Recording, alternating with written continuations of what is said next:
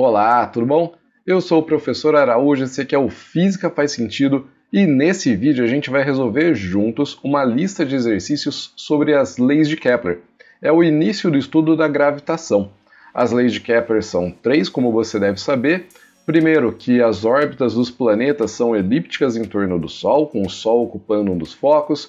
A segunda é a lei das áreas, que diz pra gente que o vetor posição de um planeta varre áreas iguais em tempos iguais, o que faz com que a velocidade do planeta seja máxima no periélio, ponto mais próximo do Sol, e mínima no afélio, ponto mais distante do Sol. E a terceira lei de Kepler é a lei dos períodos, que diz pra gente o quê? Que o quadrado do período dividido pelo cubo da distância média do planeta até o Sol é uma constante. Então você tem essas três leis de Kepler. Galera, só lembrando, a lista tem um link que está aqui embaixo, então você clica no link na descrição do vídeo, baixa a lista e já aproveita, curte também o vídeo, se inscreve no canal se não tiver inscrito, tá vacilando, e ativa também as notificações para ficar sempre por dentro quando eu postar algum vídeo novo por aqui, uma solução de uma lista, resolução de vestibulares. É isso. Bom, vamos lá, vamos começar já a resolver? Já não, já enrolei muito aqui, já está aqui a tela. Nosso primeiro exercício é da Unesp 2020, e é um exercício que talvez seja mais de história do que de física, é um exercício interdisciplinar com um cara da Unesp. Olha só, para completar a minha obra, restava uma última tarefa, encontrar a lei que relaciona a distância do planeta até o Sol ao tempo que ele leva para completar a sua órbita. Por fim, já quase sem esperanças, tentei t² sobre d ao cubo, e funcionou. Por essa razão, é igual para todos os planetas. No início, pensei que se tratava de um sonho. Essa é a lei que tanto procurei, a lei que liga cosmo e mente, que demonstra que toda a criação provém de Deus. Minha busca estava encerrada. Isso aqui é um trecho que aparece no livro do Marcelo Gleiser, A Harmonia do Mundo, e o exercício fala assim, ó: a lei mencionada no texto refere-se ao trabalho de um importante pensador que viveu em qual época? Bom, primeiro vamos pensar aqui, quem que é esse pensador? Johannes Kepler. Então, isso aqui é a terceira lei de Kepler, a chamada lei dos períodos. Então a gente já sabe que está se tratando de Kepler. Vamos ler aqui as alternativas. A. Viveu na Idade Média, período influenciado pelo pensamento da Igreja Católica e que buscava explicar os fenômenos da natureza por meio da intervenção divina. Não, Kepler não viveu na Idade Média, viveu posteriormente a isso, não é? Depois vem B. Na Europa, posteriormente a Isaac Newton, e que, sob forte influência deste filósofo e cientista, estabeleceu as bases da mecânica celeste. Não, é o contrário. Kepler vem antes de Newton. Kepler explica a cinemática, como se dá o movimento dos planetas em torno do Sol, e Newton vem depois para explicar o porquê. É Newton quem estabelece as bases da mecânica celeste. C. Viveu em uma época de exacerbados conflitos religiosos que culminariam na Contra-Reforma Católica, opondo-se ao modelo heliocêntrico de Nicolau Copérnico. Não, na verdade, Copérnico já tinha proposto antes o modelo heliocêntrico, isso é verdade, mas Kepler não se opôs a esse modelo. Pelo contrário, ele melhorou, ele desenvolveu o modelo heliocêntrico de Copérnico. Aí o D. Viveu no período do Renascimento científico e que formulou três leis fundamentais do movimento planetário, baseando-se em observações do planeta Marte. Tá aí. Esse é o nosso cara, essa é a nossa alternativa. Então Kepler viveu já no momento do renascimento científico e, como está dizendo a alternativa, ele formulou as três leis do movimento planetário, sendo que essa é a terceira, e para elaborar essas três leis, ele se baseou principalmente em observações do movimento de Marte em torno do Sol. Aí o E, que está errado, fala para a gente que no fim da Era Medieval, não, e no início da Idade Moderna. Período de triunfo da fé sobre a razão. Como assim? No final da Era Medieval e começo da Idade Moderna, a fé triunfa sobre a razão? Seria o contrário, né? O que facilitou os seus trabalhos na tentativa de compreender a natureza. A única alternativa possível aqui, faz algum sentido, é a alternativa D. E aí está resolvida essa nossa primeira questão. Vamos para a segunda questão da lista. Lembra que o link para a lista de exercícios está aqui embaixo na descrição do vídeo. Essa questão é da UFS, né? UFS 2018, e fala o seguinte, é a Estadual de Feira de Santana, na Bahia, essa aqui.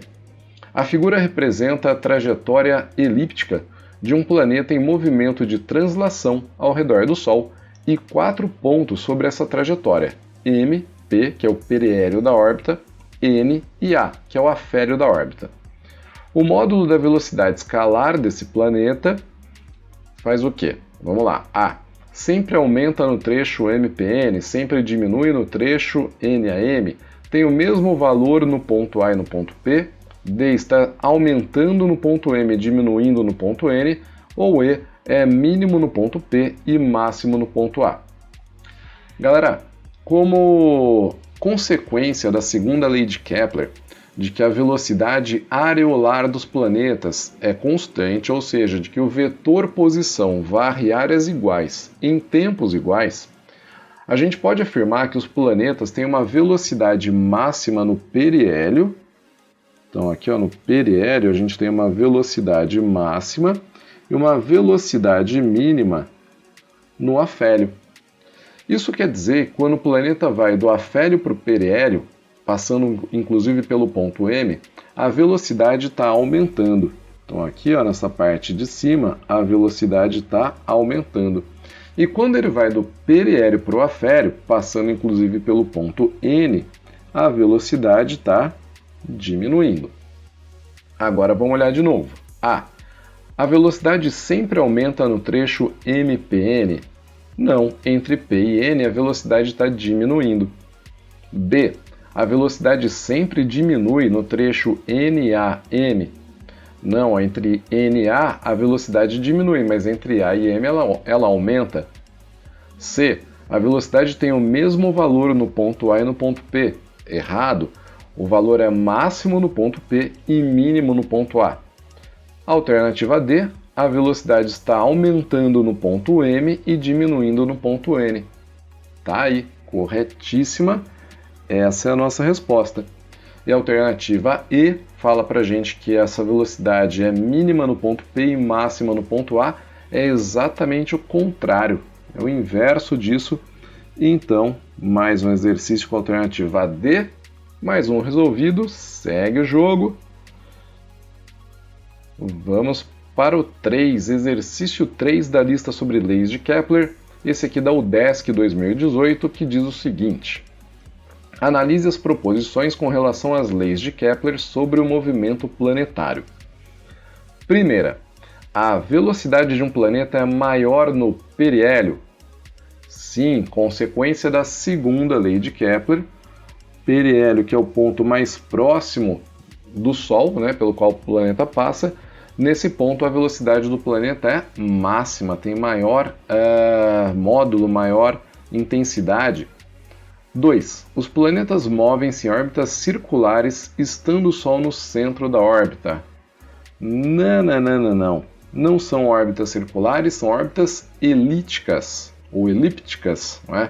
Com o Sol ocupando um dos focos da elipse. 3. O período orbital de um planeta aumenta com o raio médio da sua órbita. Período orbital de um planeta aumenta com o raio médio da sua órbita. Se você aumentar o raio, aumenta o período? A resposta é sim. O período orbital aumenta com o raio médio. Não na mesma proporção.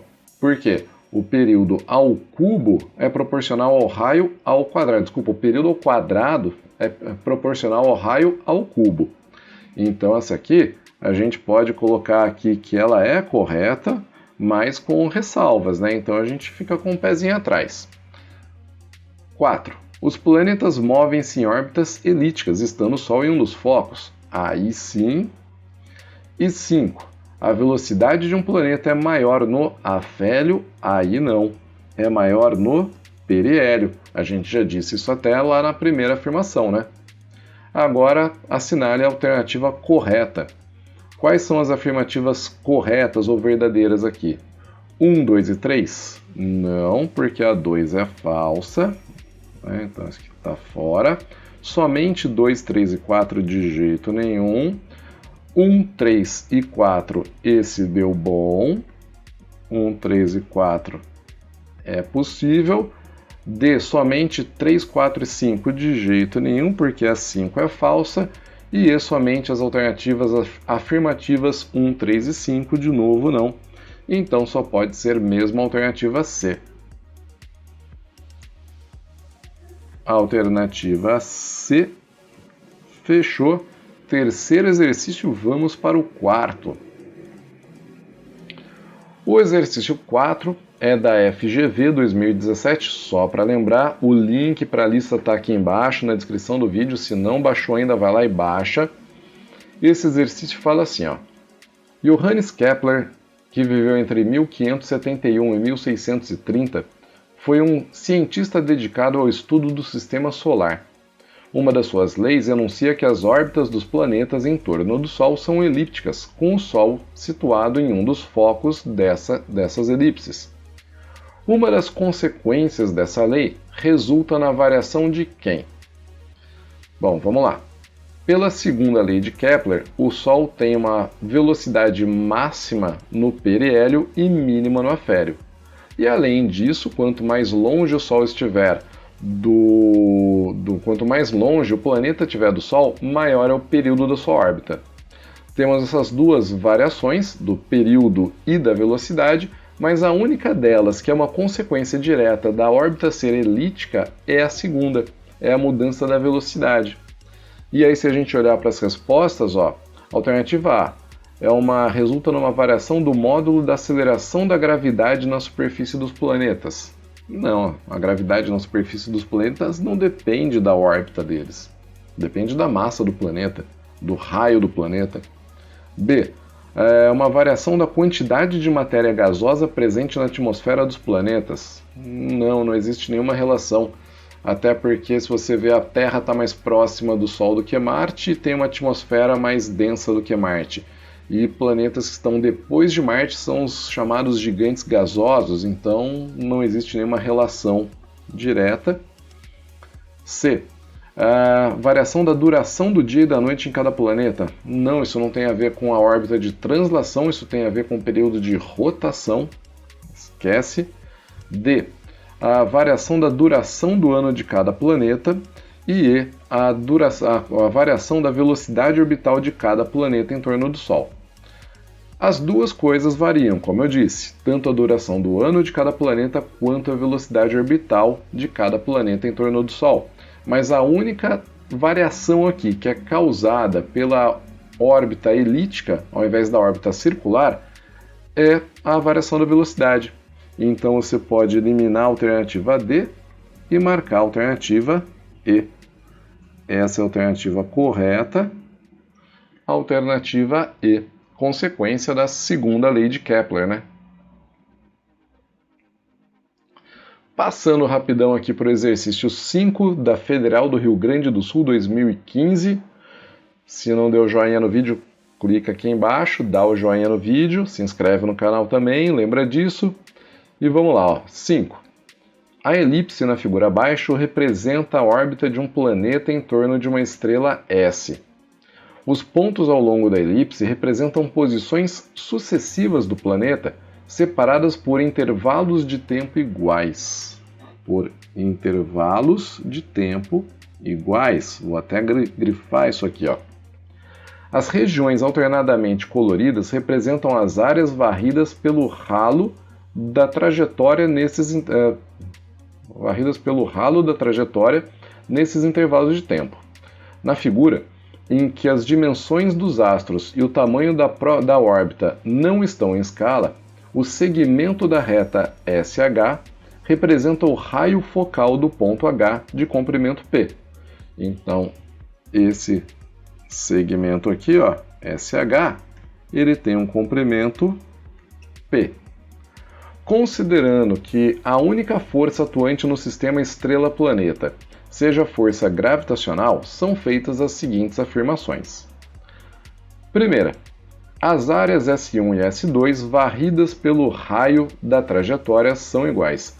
Ah, estava achando estranho mesmo, estava escrito ralo lá em cima. Que ralo? É o raio da trajetória, né? Então as áreas S1 e S2 varridas pelo raio da trajetória são iguais. Será? Olha aqui para a área S1 e olha aqui para a área S2. Olhando para elas, é muito difícil saber se elas são iguais ou não. Mas, se você lembrar do que a gente grifou aqui em cima no enunciado, que as posições, elas são posições sucessivas separadas por intervalos de tempo iguais. E lembrar a segunda lei de Kepler, que diz que o raio ou vetor posição do planeta varre áreas iguais em tempos iguais, a gente pode dizer com certeza que essa afirmação é verdadeira. Porque se eu tenho tempos iguais entre A e B e entre I e J, quer dizer que o vetor posição do planeta ou raio varreu áreas iguais nesses intervalos de tempo iguais. Segunda afirmação, o período da órbita é proporcional a P elevado ao cubo. Tá, se a gente lembrar da terceira lei de Kepler, ela diz pra gente que o quadrado do período dividido pelo raio médio ao cubo é uma constante. Então a gente poderia dizer que o quadrado do período é proporcional ao raio médio ao cubo. Só que o raio médio não é esse P que a gente tem aí. O raio médio seria a média entre P e essa outra distância aqui, ó, entre S e A. Então, tá errado isso, a gente não pode marcar essa afirmação como correta, ela é falsa. Terceira, as velocidades tangenciais do planeta nos pontos A e H, VA e VH, são tais que a velocidade em A é maior do que em H.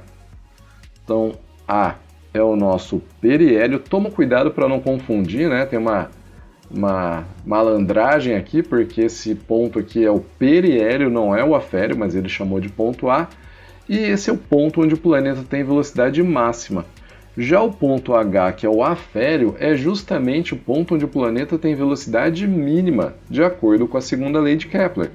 Então, com certeza, podemos afirmar sim que a velocidade no ponto A é maior do que no ponto H. As afirmações 1 e 3 estão corretas, por isso a alternativa correta é a alternativa C. Maravilha? Belezinha? E vamos já para o exercício número 6. Esse aqui, ó, bonitinho, tem uma figurinha pra gente, e ele fala o seguinte: um satélite artificial está descrevendo uma órbita elíptica estável ao redor da Terra, como é mostrado na figura abaixo. Então você tem ali a figurinha bonita, mostrando o sentido do movimento, um ponto A e um ponto B, e aí ele fala o seguinte: os pontos A e B pertencem à trajetória do satélite, sendo que a distância da Terra até o ponto A é menor do que a distância do planeta até o ponto B. Analisando a trajetória do satélite, é correto afirmar que a sua aceleração ou velocidade aumenta, diminui, é maior ou menor? Em qual ponto? De que forma? Bom, aqui a gente tem um satélite girando em torno da Terra, não é um planeta girando em torno do Sol. Será que as leis de Kepler valem também para essa situação? A resposta é sim. As leis de Kepler, galera, são universais. Elas valem para qualquer sistema orbital. Então, a gente pode aplicar elas aqui também. Da mesma forma que um planeta girando em torno do Sol tem uma velocidade máxima no periélio e mínima no afélio, esse satélite vai ter aqui uma velocidade máxima no ponto A e uma velocidade mínima no ponto B. Ponto mais próximo, mais rápido, ponto mais afastado, mais lento. Então, se a gente olhar aqui, ó, a velocidade aumenta de A para B? Não. A velocidade diminui de A para B e ela é maior quando o planeta está no ponto A, exatamente o que aparece aqui, ó, na alternativa C. Então a gente não pode afirmar que sobre a aceleração é vetorial, mas a gente pode dizer que a velocidade é maior quando o planeta está no ponto A, quando o satélite está no ponto A, né? E a nossa alternativa correta é a alternativa C. Aí a gente vai lá para o 7, exercício 7 da FGV, que vai falar sobre o Pequeno Príncipe, o livro Pequeno Príncipe, e ele diz assim, ó, em seu livro O Pequeno Príncipe, Antoine de Saint-Exupéry imaginou haver vida em certo planeta ideal. Tal planeta teria dimensões curiosas e grandezas gravitacionais inimagináveis na prática. Pesquisas científicas, entretanto, continuam sendo realizadas e não se descarta a possibilidade de haver mais planetas no Sistema Solar além dos que já conhecemos.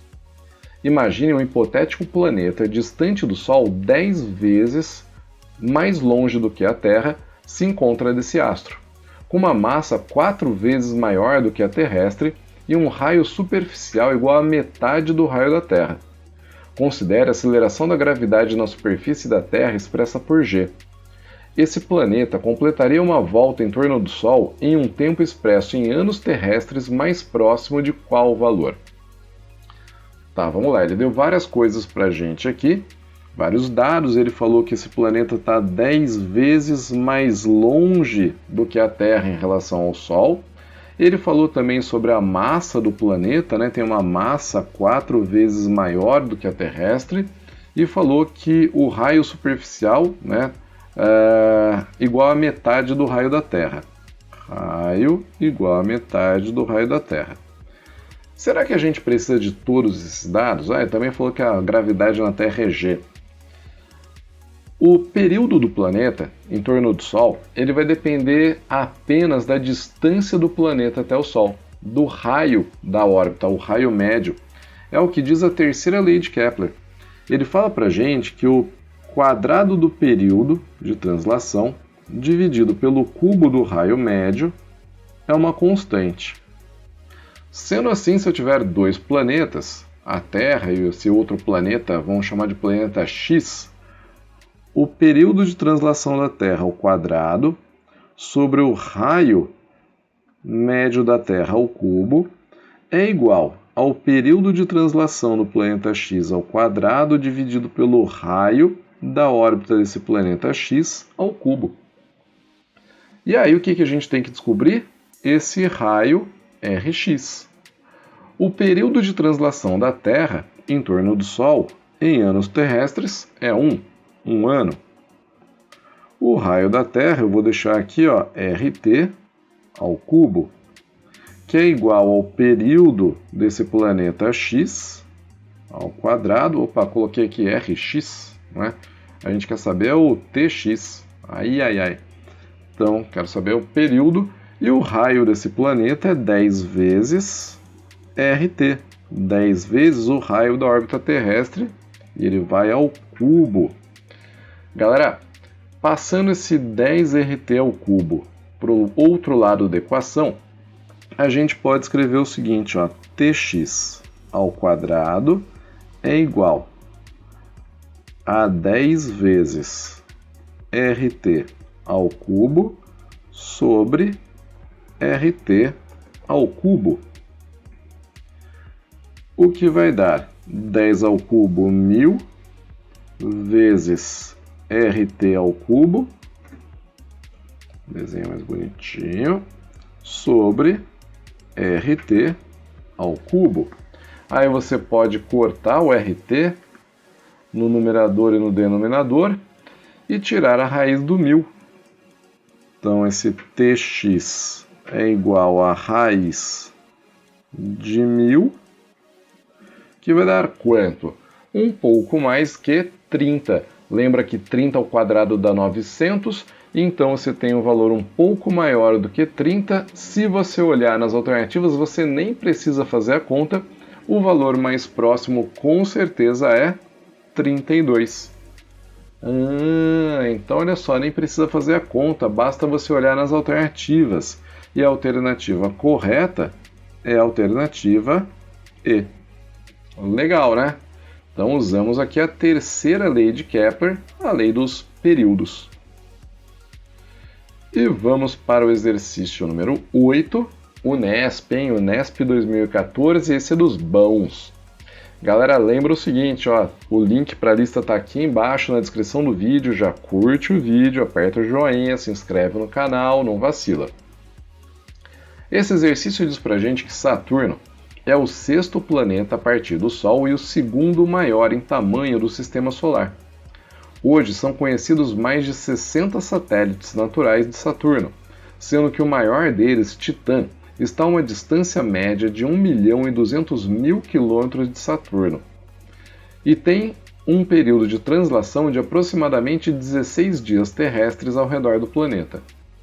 Tétis é outro dos maiores satélites de Saturno e está a uma distância média de 300.000 km. Aí ele fala aqui, considere, primeira lei de Kepler, a lei das órbitas, né? Os planetas orbitam o Sol em órbitas elípticas. Segunda lei, a lei das áreas. Os planetas varrem áreas iguais, ou o vetor posição dos planetas varre áreas iguais em tempos iguais. E a terceira lei de Kepler é a lei dos períodos, que diz pra gente que o raio ao cubo sobre o período ao quadrado é uma constante. Geralmente a gente escreve o contrário disso, né? Período ao quadrado sobre raio ao cubo constante. Mas se t quadrado sobre r ao cubo é constante, r ao cubo sobre t quadrado também é constante, tranquilo. Sendo que esse r ele é igual a essa distância aqui, a mais p sobre 2. É a média entre as distâncias aqui, do periélio e do afélio. Pergunta: o período aproximado de translação de Tétis ao redor de Saturno em dias terrestres é igual a quanto? Vamos lá. As leis de Kepler valem para todos os sistemas orbitais, então eu posso dizer que o período de Tétis ao quadrado sobre o raio da órbita de Tétis ao cubo é igual, pode colocar um TE aqui, é igual ao período de Titã ao quadrado sobre o raio médio de Titã elevado ao cubo. Aí eu vou deixar isolado aqui esse período de Tétis. No lugar do raio de Tétis eu vou colocar 300.000 km. 300.000 km a gente vai escrever como 3 vezes 10 elevado a 5. E isso vai ao cubo. Agora, o período de Titã, qual que é mesmo? 16 dias terrestres, está aqui, Então a gente vai colocar lá 16 ao quadrado. 16 ao quadrado sobre o raio médio da órbita de Titã. 1.200.000 km, ou 1,2 vezes 10 elevado a 6. Vamos colocar aqui, 1,2 vezes 10 elevado a 6 ao cubo. Isolando o período de Tétis, a gente tem aqui, período de Tétis ao quadrado igual a 16 ao quadrado vezes 3 ao cubo vezes 10 elevado a 15, porque 10 à quinta elevado ao cubo dá 10 a 15, sobre 1,2 ao cubo vezes 10 elevado a 18, que é 10 elevado a sexta elevado ao cubo. Esse parzinho aqui. E aí você pode reescrever isso de uma forma mais bonitinha, mais elegante, que vai ficar 16 ao quadrado. Eu não vou fazer essa conta, porque depois eu vou acabar tirando a raiz. Reparem que o período de Tétis está ao quadrado ainda. Aí esse 3 ao cubo sobre 1,2 ao cubo, a gente pode escrever como 2,5 ao cubo. Então 2,5 elevado ao cubo. Por que 2,5 ao cubo? Porque é 3 sobre 1,2, 2,5 elevado ao cubo. E aí a gente tem ainda esse 10 elevado a 15 menos 10 elevado a 18, que é 10 elevado a menos 3. Olha que maravilha.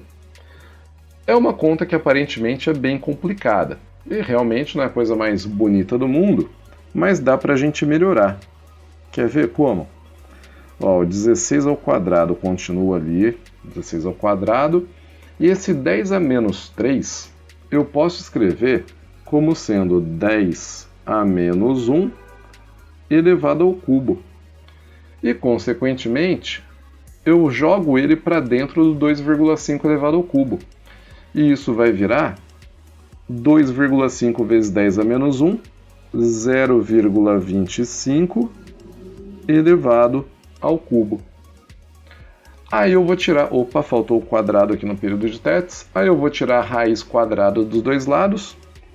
E vai ficar período de TETs igual a 16 multiplicado por raiz quadrada de 0,25 elevado ao cubo.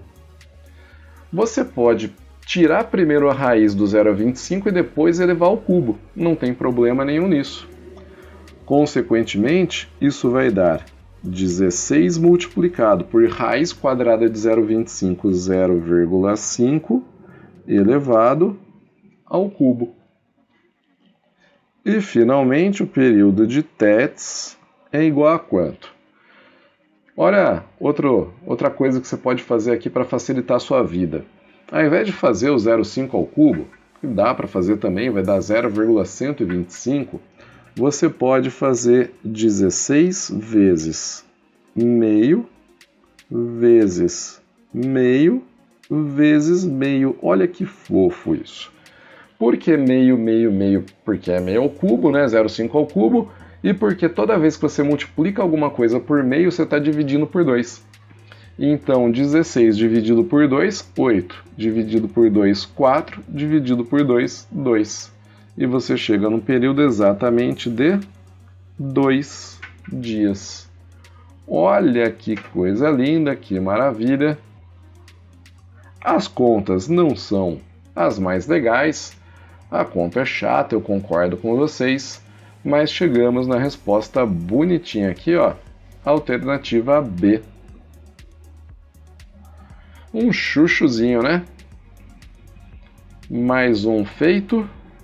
Vamos para o 9. O 9, olha só, da Unicamp. Esse cara fala pra gente que em setembro de 2010, Júpiter atingiu a menor distância da Terra em muitos anos. As figuras abaixo ilustram a situação de maior afastamento e a de maior aproximação dos planetas, considerando que suas órbitas são circulares, que o raio da órbita terrestre RT mede 1,5 vezes 10 a 11 metros e que o raio da órbita de Júpiter RJ equivale a 7,5 vezes 10 a 11 metros. De acordo com a terceira lei de Kepler, o período de revolução e o raio da órbita desses planetas em torno do Sol obedecem à relação TJ sobre TT ao quadrado igual a RJ sobre RT ao cubo. É outra forma de você escrever a terceira lei de Kepler, em que TJ e TT são os períodos de Júpiter e da Terra, respectivamente. Considerando as órbitas circulares representadas na figura, o valor de TJ em anos terrestres é mais próximo de quanto? Então vamos lá, temos que descobrir o período de Júpiter. Galera, vamos pensar o seguinte, ó. O que a gente sabe aqui? A gente sabe os raios das órbitas da Terra e de Júpiter. E sabemos também o período da Terra. O período de translação da Terra em anos terrestres é 1 ano. Não pode esquecer disso. Falta a gente descobrir o período de Júpiter. Escrevendo a terceira lei no formato que ele colocou, ó, TJ sobre TT elevado ao quadrado é igual a RJ sobre RT elevado ao cubo, a gente vai substituir os valores, vai ficar com TJ sobre 1 ao quadrado igual ao raio de Júpiter, 7,5 vezes 10 a 11. Júpiter não é da órbita dele, 7,5 vezes 10 a 11. Sobre o raio da Terra, da órbita da Terra, 1,5 vezes 10 a 11.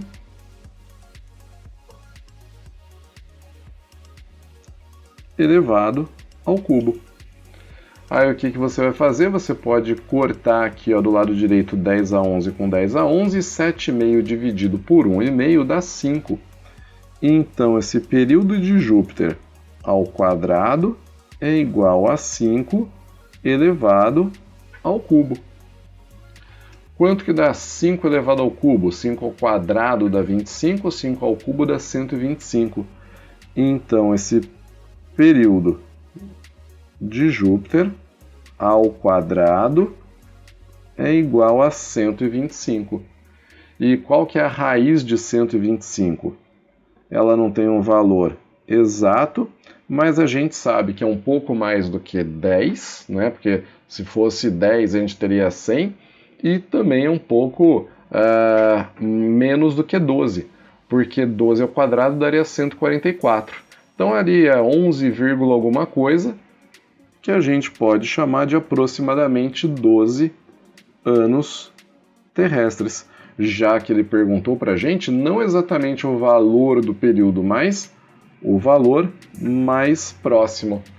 Como ele pediu para a gente o valor mais próximo, o que chega mais perto da raiz de 125, com certeza é 12. E a alternativa correta é a alternativa C. E aí? Curtiu? Então dá seu joinha aqui no vídeo, ó, se inscreve no canal também. Vamos que vamos para o exercício 10. O exercício 10 fala pra gente que a figura abaixo mostra a imagem de um buraco negro na galáxia elíptica Messier 87, obtida através do uso de um conjunto de telescópios espalhados ao redor da Terra. No centro da nossa galáxia também há um buraco negro, chamado Sagitários A. Usando o Sistema Internacional de Unidades, a relação entre o raio da órbita R e o período de revolução T de um corpo que orbita em torno de um astro de massa m é dada pela terceira lei de Kepler, R ao cubo é igual a g sobre 4π² mt², em que esse g, constante gravitacional, vale 6,67 vezes 10 a menos 11 Nm² por kg², que é a constante da gravitação universal. Quando T e R são expressos respectivamente em anos e em unidades astronômicas, o a terceira lei de Kepler pode ser escrita como R ao cubo sobre T² igual a m, em que a massa m, emão, é expressa em unidades de massa do Sol, mSol. Tendo sido observada uma estrela em órbita circular com R igual a 800 unidades astronômicas e período igual a 16 anos, conclui-se que a massa do buraco negro na nossa galáxia é aproximadamente quanto, em termos da massa do Sol? Baita texto, um textão gigante, cara, dá pra gente uma equação aqui, ó, no Sistema Internacional, depois simplifica para R ao cubo sobre T² igual a m, onde o m é medido em massas do Sol, e aí no final reparem que ele dá para você o R, dá para você o T, e pede que você determine a massa m, o que não é muito complicado. É só você substituir os dados, 816, na equaçãozinha que ele deu. A massa m é igual, como ele disse, R ao cubo sobre T², o que vai dar R 800, ou 8 vezes 10 elevado a 2 ao cubo sobre 16 elevado ao quadrado. E aí o que você pode fazer aqui? Para facilitar a sua vida nas contas, você pode trocar esse 800 por 4 vezes 2. Eu vou fazer isso, trocar ele por 4 vezes 2, ou 8, né? Ou trocar o 16 por 8 vezes 2, também dá para fazer isso, mais fácil. Então vai ficar 8 vezes 10 elevado ao cubo sobre 8 vezes 2, que é o 16, elevado ao quadrado. Aqui faltou. Pronto. Só faltando quadrado também. Você vai ficar com 8 ao cubo vezes 10 elevado à sexta sobre 8 ao quadrado vezes 2 ao quadrado, que é 4. Galera, reparem que 8 ao cubo, esse cubo você pode cortar com 8 ao quadrado, e aí simplificando 8 com 4, você vai ficar com 2.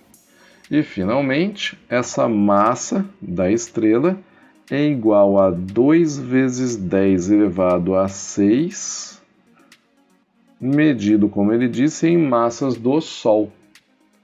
Ô louco, olha isso! Isso não é a massa da estrela, é a massa do buraco negro. 2 milhões de vezes a massa do Sol. É pesadinho, rapaz, hein? Então temos aqui a alternativa A. Fechou. Então vamos resolver aqui o exercício 11 da nossa lista de leis de Kepler. Esse aqui da UEM Estadual de Maringá 2021, que fala o seguinte, isso aqui é mais matemática do que física se bobear. O conceito de logaritmo, inventado no início do século XVII por John Napier, foi utilizado por Johannes Kepler alguns anos depois para expressar de maneira concisa uma relação existente entre o tempo que os planetas do Sistema Solar levam para completar uma volta em torno do Sol e suas respectivas distâncias em relação a ele. Em seu livro A Harmonia do Mundo, publicado em 1619, Kepler apresentou essa relação, conhecida atualmente como terceira lei do movimento planetário, da seguinte forma: mas é absolutamente certo e exato que a razão existente entre os períodos de quaisquer dois planetas é precisamente a razão da 3/2ª potência, ou razão sesquilátera, das distâncias médias desses planetas em relação ao Sol. Em linguagem matemática, pode-se escrever esse enunciado como, vamos marcar aqui, ó, TP1 sobre TP2 é igual a dP1 sobre dP2 elevado a 3/2. Daí que vem essa 3/2ª potência, né, das distâncias médias desses planetas em relação ao Sol. Em que TP1 e TP2 são os períodos de translação de quaisquer dois planetas, P1 e P2, em torno do Sol, e dP1 e dP2 são suas respectivas distâncias em relação ao Sol. A respeito dessa lei física, assinale o que for correto. Primeiro, ela pode ser expressa por TP1 ao quadrado sobre dP1 ao quadrado igual a TP2 ao quadrado sobre dP2 ao quadrado. Galera, isso é muito verdade, inclusive é assim que a gente aprende a terceira lei de Kepler geralmente, né? Que a razão entre o quadrado do período e o cubo do raio é uma constante.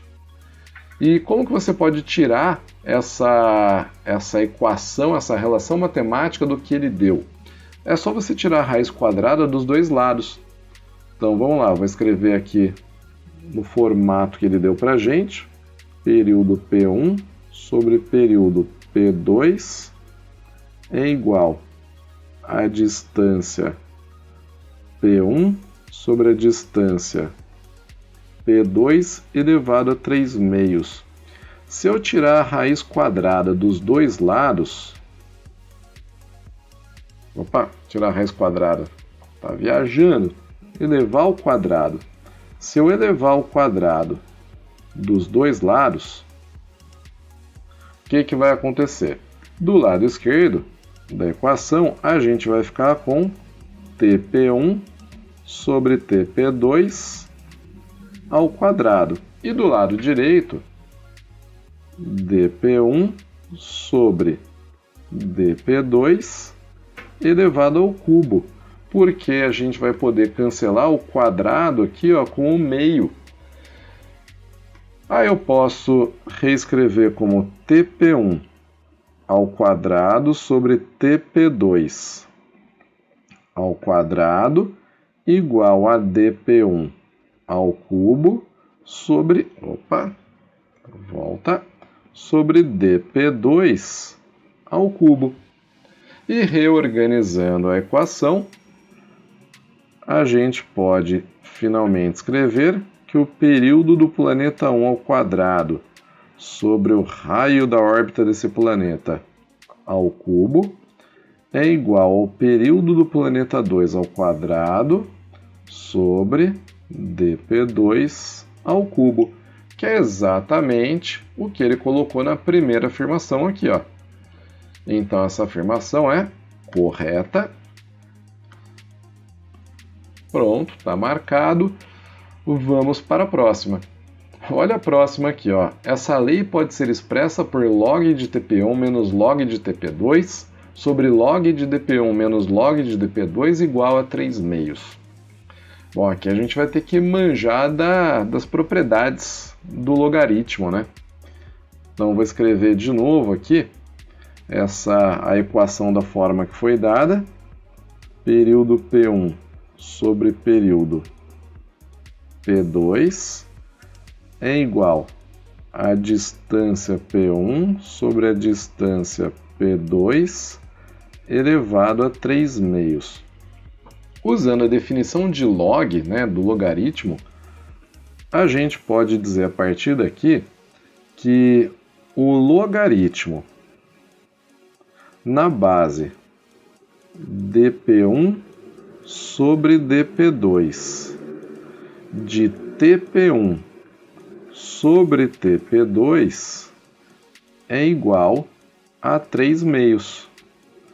Então, se a gente levar a base ao logaritmo, a gente obtém o logaritmando tp1 sobre tp2.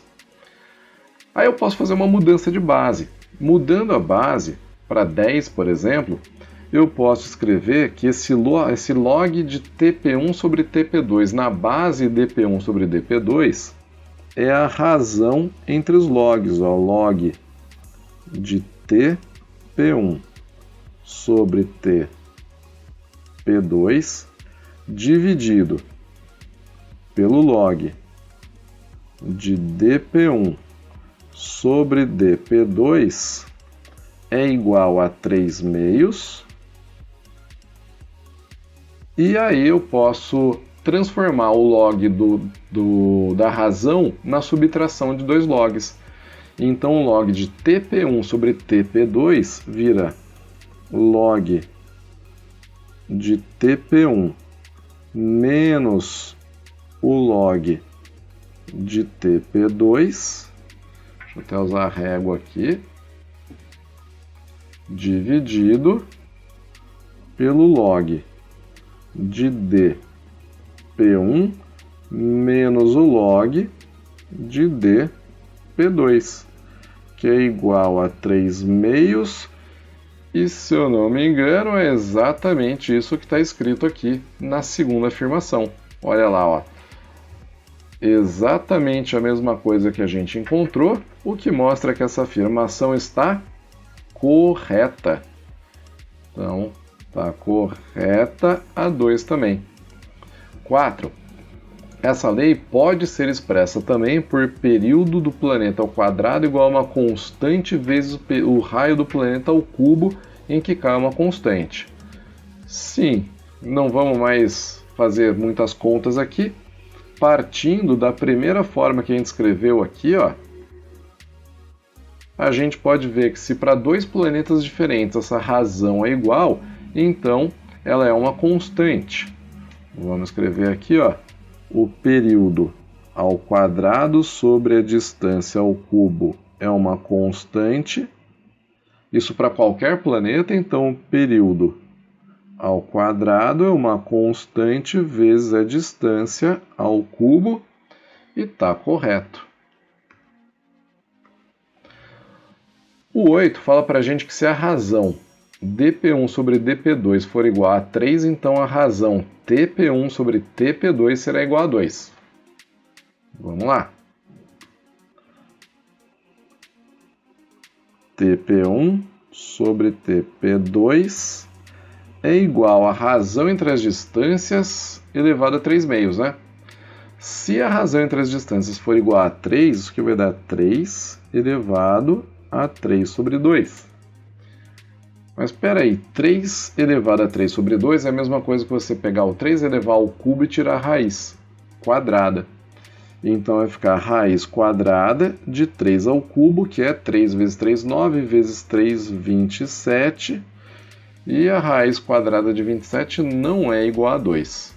Então a gente já pode ver que não é igual a 2, o 8 está errado. E finalmente a afirmação 16 fala para a gente que a terceira lei do movimento planetário é válida apenas para o sistema solar, o que está errado também porque as leis de Kepler são universais. Da mesma forma que elas se aplicam para o sistema solar, elas se aplicam para outros sistemas planetários, em qualquer parte do universo, e podem se aplicar também para a Terra e seus satélites, para outros planetas e seus satélites. São, como eu disse, universais. Então estão corretas apenas as afirmações 1, 2 e 4, a soma das corretas dá 7. E aí, finalmente, chegamos no nosso último exercício da Unicamp 2019. Isso aqui está adaptado, mas a adaptação, na verdade, foi só tirar o item B, que não tem nada a ver com leis de Kepler. Isso aqui é o item A da questão de segunda fase da Unicamp 2019. Última chance, hein? Lembra, se não curtiu o vídeo, curte agora, se inscreve no canal, ativa o sininho das notificações e tudo mais. Agora vamos! Em agosto de 2018, a NASA lançou a sonda Solar Parker destinada a investigar o Sol passando pela coroa solar. A sonda seguirá uma trajetória dando várias voltas em torno do Sol em órbitas elípticas com grande excentricidade. Considere um corpo que descreve uma órbita elíptica em torno do Sol, como ilustra a figura A. A área da elipse varrida pela linha que liga o corpo ao Sol no trecho 2 é o dobro da área varrida no trecho 1. Então tá aqui, ó, a área A2, vou pegar a outra canetinha, a área A2 é o dobro da área 1. Já as distâncias percorridas nos trechos são tais que D2 é igual a 0,8 vezes D1. Se a velocidade escalar média do corpo no trecho 1 é igual a 172.000 km por hora, quanto vale a velocidade escalar média no trecho 2? Então a gente tem que descobrir a velocidade escalar média no trecho 2. Sendo que a gente sabe a velocidade no trecho 1, vamos achar no trecho 2. Legal! E aí, o que a gente pode fazer aqui? Vamos lembrar o seguinte: velocidade média é deslocamento sobre tempo, ΔS sobre ΔT. A velocidade média em 2 vai ser igual a quanto? A distância D2 percorrida pelo planeta lá na parte da direita, dividido pelo tempo que ele gasta para fazer isso, que eu vou chamar de ΔT2.